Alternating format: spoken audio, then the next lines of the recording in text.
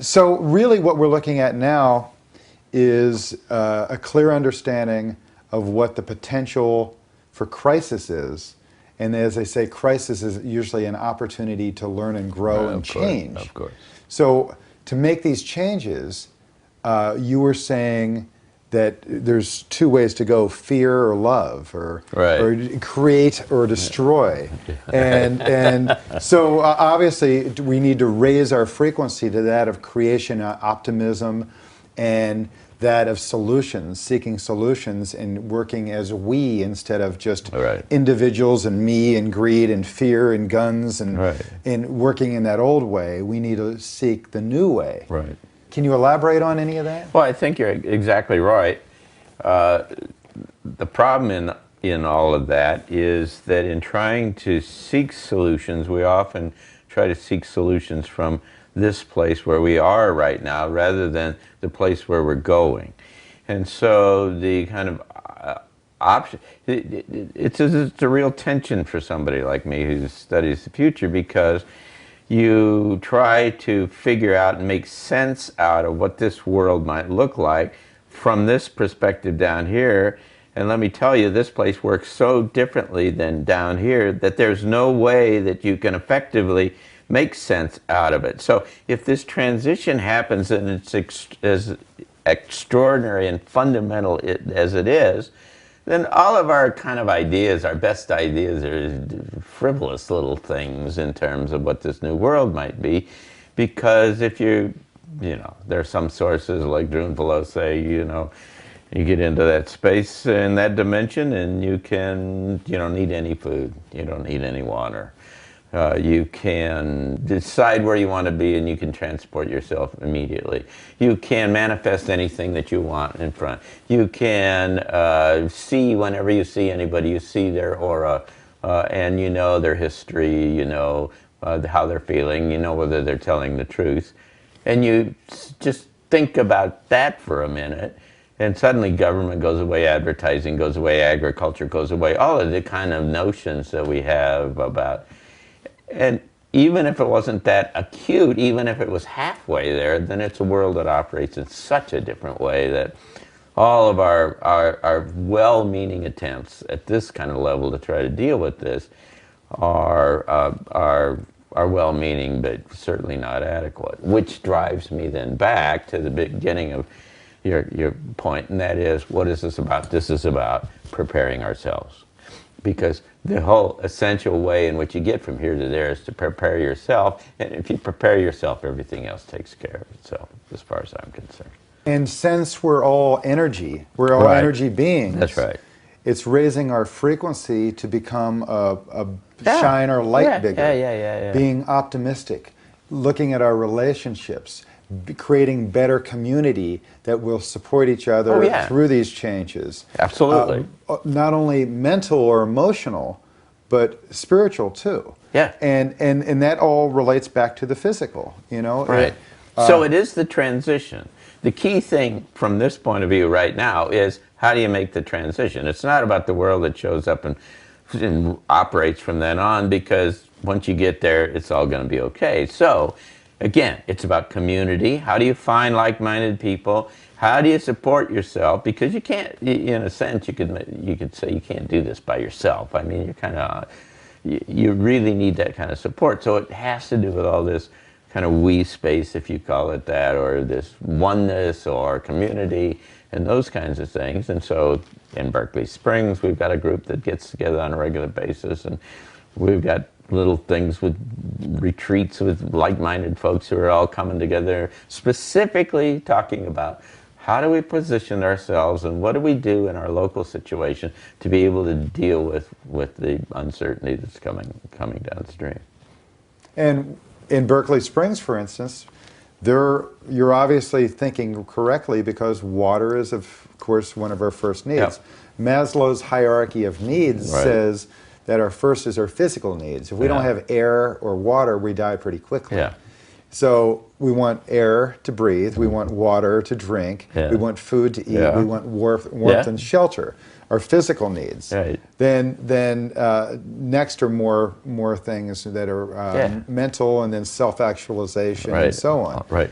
So that's physical, mental, and spiritual needs are all met, but our physical needs are the first. Yeah. We need to take care of. Well, you do. And so, in my way of thinking of this is like planning for a big storm, for a hurricane or something. If you see a hurricane's coming and you see the forecast for the big storm, what do? Well, I mean, you could sit there and talk to yourself, and I mean, that is not going to do anything good. You're going to have to go out and get some food and some water and get some people together, and you can. And so it's like planning in the physical sense. It's like planning for things like that. It's just common sense about what you ought to be doing. But then there's the whole element that says, how is this about increasing frequency? How is this about getting into that space where you operate from your heart? How do you get to where this is about love and gratitude and such? It's love. Yeah. It is. So I had a near-death experience when I was a kid, and my experience led me to information that works for me very well, which is that we're all energy beings. Yeah. We're all eternal energy beings. Yes. And we don't take our mind with us, and we don't take our body with us. We have a spirit energy. Yeah, sure. And that is this extra wisdom. Yeah, it's right. more related to, I guess, what I'd call ethics. Yeah. That the God within us knows the truth that we shouldn't kill. It's not right to kill, and it's only right to love. And seeking joy is by bringing joy to others, you get joy. And so within that, I feel that it's okay if I die today or any other day. It doesn't matter, because my spirit is eternal. Right. Within that. So moving beyond the fear of death is, I think, a supreme importance for the majority of people. And for a lot of people, this talk of 2012 and the end of the world is actually helped them to overcome their own fear of death and learn how to live better. So in the process of all this information, I don't want to go like a pill bug and go tiny. Yeah, right. What I want to do is let it empower me to how can I improve my relationship today with every person that I meet and have a deep, meaningful relationship and grow and learn and become more wise from it. And in the process, the worst thing that's going to happen is 2016 will show up and I'll have great relationships and we'll make it through every little problem. I personally know that even if the poles don't shift or there's a hurricane or tornado or tsunami or whatever, there is a hurricane and a tornado and a tsunami that's happening emotionally with all people, and economically it could be part of that. It could be with their reinventing their ways of jobs or reinventing their ways of doing business, creating win-win situations in business, creating win-win situations with relationships and mending and gratitude and healing those relationships. So the bottom line is, don't let this fear you and stop you. Let it empower you is the goal. It needs to empower you in an interesting way. I talk about permeability and the kind of tentativeness of the whole thing. I mean, you can't even begin to suggest that we really understand what's going on here fully and what all the dynamics are. And you have to start from that point of tentativeness that says something huge is happening here. It's going to be good, but I don't really fully understand what it is. And so what that means is that you have to be permeable and let the light in and look and be tentative and look for the new things that are showing up all the time. And at the same time, what you really need to do is to engage in the best way you know today, because you can't do any better. You can't do any better than that. Understanding that might not be the end point, and that might not be I mean, I've got projects I'm working on right now that I would really like to get done, and I'm putting a lot of time on them, but they just might blow away, and they may not, a whole new thing might show up that I don't even begin to understand. But I can't go sit up here in one of the mountains in lotus position and meditate all the time, and I've got to be engaged, and that's the engagement. I would argue is part of the process. Is that what we all will do in our own way, in the aggregate, bring together and emerge this new world that shows up. And that has to happen, and that will happen, and that is happening. Yeah. It's almost like a logarithmic level. Oh, yeah. I mean, we were taught that things change and gradually grow, but what we really haven't looked at is that logarithmic change, and we are on this huge curve. It's not changing, doubling every 15 years. It's doubling every 7, or then every 3, and then every, like technology. I have an old iPhone that's a year and a half old. You know, it's so old. Yeah, I know. You know? And yet, when we were kids, we were dreaming of the Dick Tracy watch that could tell us all this information. Yeah.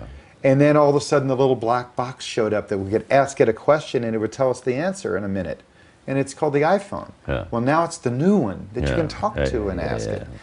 But the rapid change of evolution of technology also is happening with information, and I believe it's happening spiritually. Oh, yeah. Spiritually, that we are learning how to not judge one another or judge ourselves, but instead move beyond that level of judgment and hate and anger and isms and my God's better than your God, or my race is better, or my country's better, but instead start to see ourselves in everyone.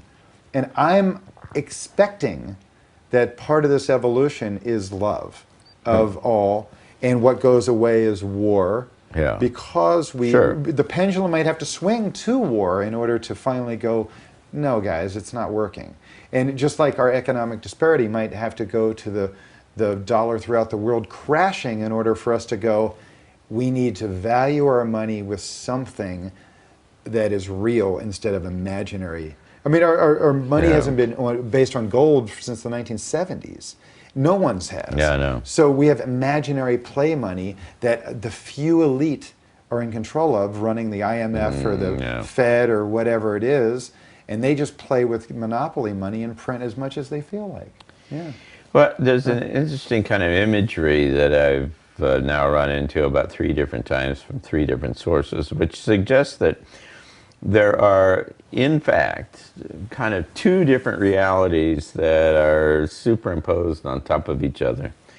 And that one of them is this higher dimension reality, if you will, and one is the lower dimensional reality.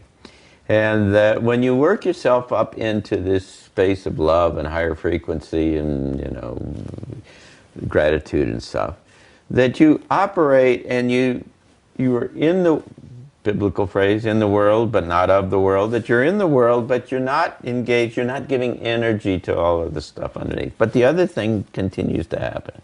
And that's fear. And that's all fear-based, right. And that the dynamic over time is what happens is that these 2 worlds slowly move away until they become independent.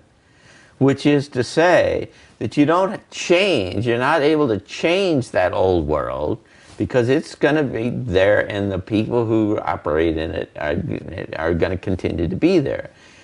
But there's a new world that's going to emerge and it'll be separate and different. It's not the conversion of the old world. And that then brings me back to the notion that says, so my job, I'm going to work every day to make this a better world. But my job is to remember that this is about getting prepared so that I can be into the space where we can build a new world. Raising your own individual frequency. Exactly. So how do you laugh? How do you see joy? How do you seek deeper relationships while you're also taking in the potential for destruction? It's every act of destruction is an act of creation. Well, you don't watch television, for one. I mean, you don't watch the news on television.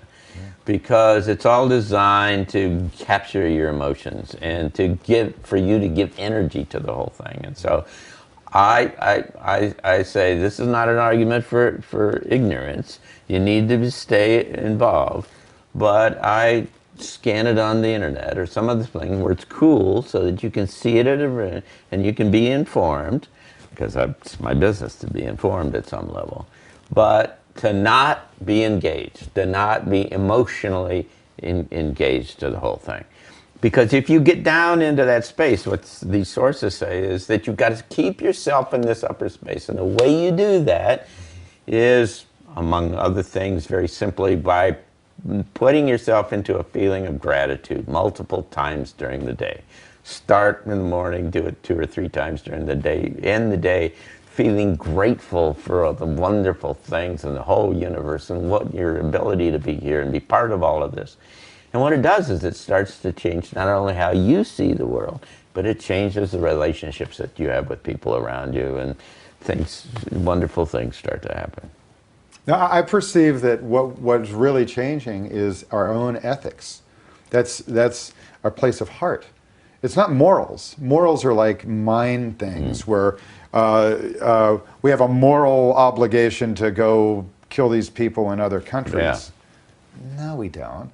Yeah. We don't have an ethical leg to stand on to kill anybody. And so really ethics is a place of heart, not of mind. There's no dogma involved. Right. It's a place of if I handed you a gun and go kill that person, you couldn't do it because there's no energy inside your being that would want to go just kill that person. So you have to be convinced to kill that person. Right. That person's bad or evil or dark or da-da-da. Good point, yeah. So ethics are really what's rising. It's this place, a feminine place of heart. And in indigenous cultures, they call it the eagle and the condor. The eagle is this north and the condor the south. The eagle is that of masculine traits, of force in mind, in ego. And the condor is more like feminine traits, that connected to Mother Earth, more of creation and of we. This is me, this is we, this is ego, this is heart, this is force, this is grace or allowance or form. And there's a prophecy, the eagle and the condor, when they come into a place of balance, that we'll have a time of peace. And that's what the shift is. It's this place of finding a new balance within ourselves, and not only ourselves, but our relationships in family, in community, in the country, in the whole world, in balance with not only individuals, but of the animal kingdom, balance with nature itself, balance with the way that we consume and use energy and the choices we make of coal or oil, which, or do we choose solar, electrical? Do we or something new, or the new energy of the, which I've been researching myself, that studying that free energy is potentially possible soon. Oh yeah. And I have just like you, really great hope that all this is shifting.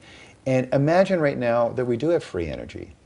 It would change everything. A lot of our ties. Oh, it changes. Energy drives everything.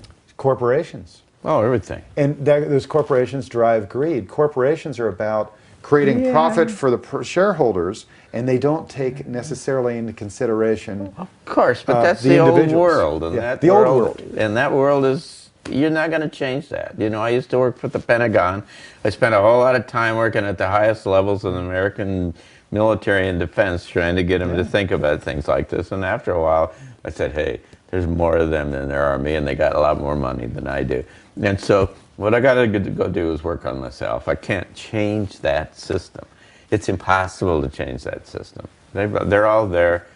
Who knows why, you know, what their job and what they came on this planet to do and what they're supposed to accomplish and all that.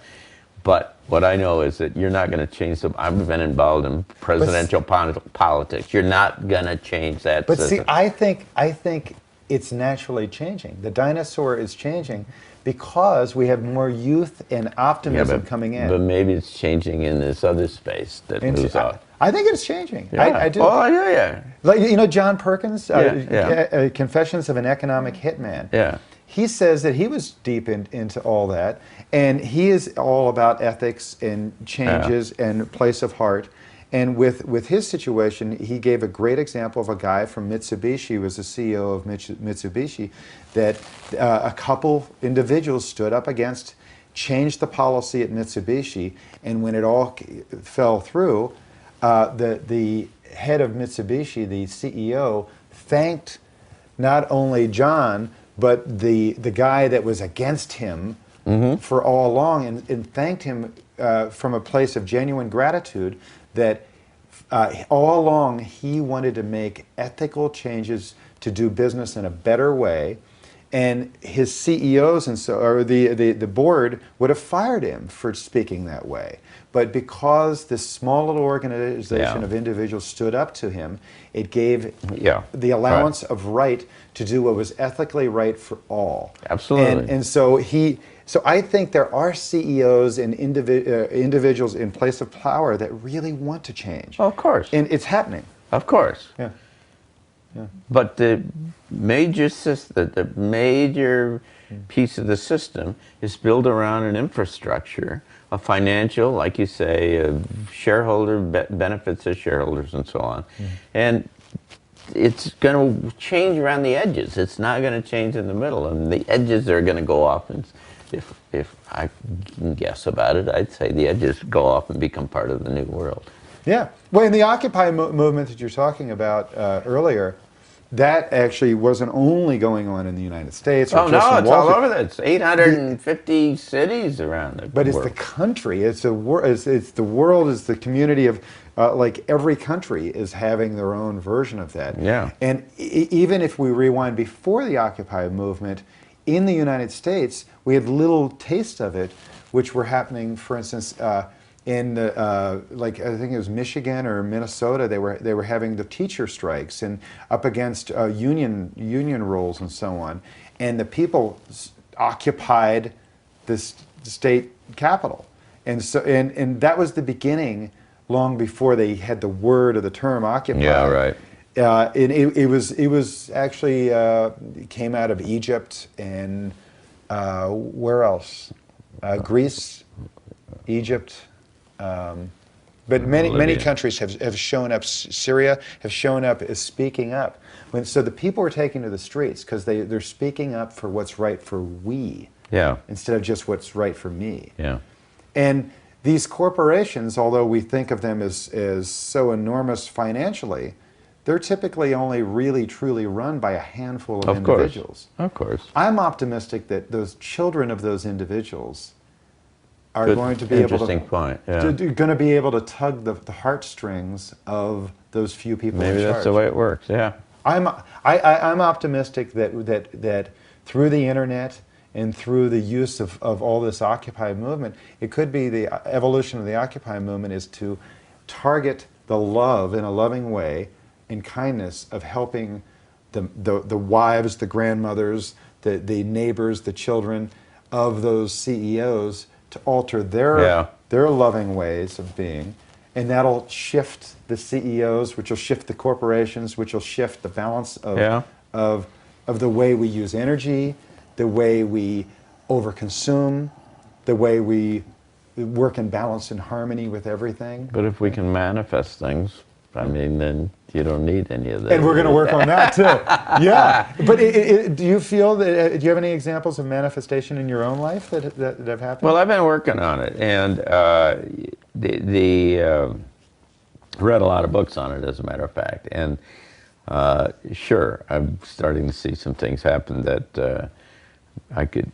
Like coincidence? Yeah, they seem coincidental, but they certainly are derivative of kind of intention that you put in place and the feeling of the thing already done. I'm not there yet. You know, in math, they say coincidence. It's like two exact things that match exactly. And we always think it's a coincidence, meaning it's just accidentally happened. Oh, no, it's no accident. No. They are two things that match identically. It's like God's purpose for us. Yeah. It's our next path. And those miracles or magic does happen when you're optimistic and open to it. If you're seeking in a low frequency that I'm doomed, well, that is... that's what you'll get. That's what you get. Sure, you'll get. Yeah. It's like, you know, they say we spell things. Well, we cast a spell on ourselves. The spell is I'm doomed. And Yeah, Henry Ford said, you know, if you think you can accomplish something, or you don't think you can accomplish. In both cases, you're right. That was my first quote in my quote book in my life. Third grade, it was whether you think you can or whether you think you can't. Right. You are right. Yeah. It was the first quote I ever collected. I totally agree with you. Yeah. So now we have to be optimistic. We have to be full of love. We have to be gracious and thankful. Well, if you're full of love, you will be optimistic. Yeah. And so what happens is our dis-ease, it kills us because we're uneasy. We're emotionally uneasy. Uneasy, dis-easy disease. And so if we think we're going to be doomed, our body responds and we die. And I have a feeling the dinosaurs will die, meaning the dinosaurs are corporations who don't reinvent themselves, the dinosaurs of governments who don't reinvent themselves, the dinosaurs of communities that don't reinvent themselves. They will have perpetual problems. It's the open-minded, free-thinking, ready to evolve and change. That's life. Yeah. Yeah. I don't know how it's going to change, but I can assure you it is going to change. I feel like we're all like little seeds coming up through the cracks of the concrete. You know, we're breaking through. You've seen the tree break through the concrete and just, you know, you can't contain it. We'll see. It might be stranger than we think. The strangeness, you know, you talked a little bit about our connection with the outer world. There's 70 sextillion stars out there. There's lots. In our community, we've got one, we call it the sun. Right. But there's 70 sextillion suns out there in the world. That's the latest count from the Hubble. That's 70 with 23 zeros behind it. 70 million. It's insane quantity. So within all that, there's 8 planets that revolve around our little thing, our little star. Of course. So there's a lot of chance for other life. And that other life, in order to actually transmit beyond the laws of our physics. Well, of course, and that's just life thinking about it in terms of human life and oxygen and and all that kind of business. Yeah. Maybe it's more than that. Maybe it gets to be. Maybe you don't need oxygen. I don't know. I know. Yeah. And beyond, I've seen recently them talk about metals having consciousness. Oh yeah, I think everything has consciousness at some level. It's a different quality of consciousness, but everything does. I mean, Rudolf Steiner and many sources all suggest that. So how do we wrap it up? Give us our little wrap up. I don't know. I think it's extraordinary. I think those of us who talk about these kinds of things are here for a reason. We're here to be part of the process, part of the solution. We're here to help evolve and develop a new world. And you need to realize that that's what this is about. And it's one of the most extraordinary opportunities in all of the universe. I mean, it's just amazing. And it's good fun. So I say laugh more, worry less. You take in all this information, prepare yourself for changes and expect changes. Shouldn't worry at all. Yeah. Shouldn't worry at all. This is, if you worry, you contribute to all the negativity. And the lower frequency? Yeah. Live in the present. Right now. Yeah. And love everything. Yeah. Great. Be thankful for every breath. All right. Yeah. Well, thank you so much. Thanks so much. That's awesome.